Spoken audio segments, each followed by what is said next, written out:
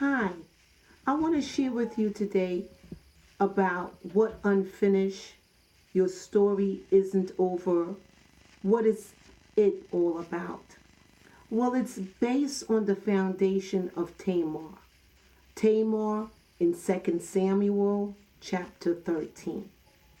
Her story is very brutal. Her story is something that we don't want to talk about across the dinner table. Her story is in that chapter that we so quickly want to turn because it's too much for us to take in. Why would God put that in the Bible? Why would that be a story for us to get encouragement or a story for us to read and try to decipher? I'm here to tell you the story of Tamar is a we too story. It's a me too and it's a us too. It's a story of life. It's a story of what situations that go on in women's lives. It's a story that we have to confront if we are believers in Christ. It's a story that we have to open up and talk about it. If God put it in the Bible, it's important. If God put it there, it's for something for us to learn from. Tamar, her story is our story. Her story ended in an open sentence, an open story, left truly unfinished.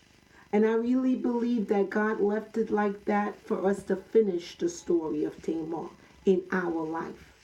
That no matter how brutal the circumstances is, how harsh the circumstances is, our story is not over. Tamar went with her brother Absalom, and we know what is written in the Bible, that she lived her life with him.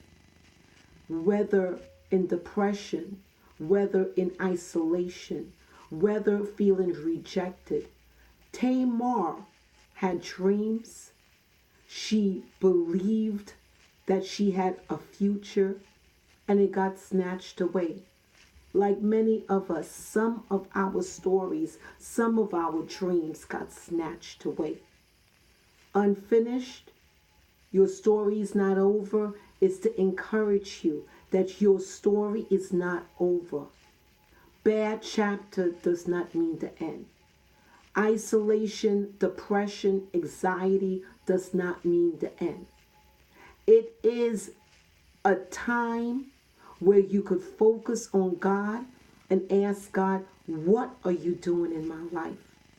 God doesn't want our story to be over because of a situation, complex situation. But he wants us to trust him in the darkest hour, in the darkest place where we can't find him, where we can't track him, where we don't even know where he is. And we are crying out to him because he is the God, he is the author and the finisher of our faith. He's writing in our book, and he wants us to trust him on those pages in our book. Those dark pages in our book is our testimony that God is more than able to bring us out.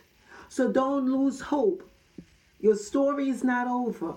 It may be a bad chapter. It may be a chapter that you want to rip up and don't remember. But God knows that that chapter is important. It's an important chapter.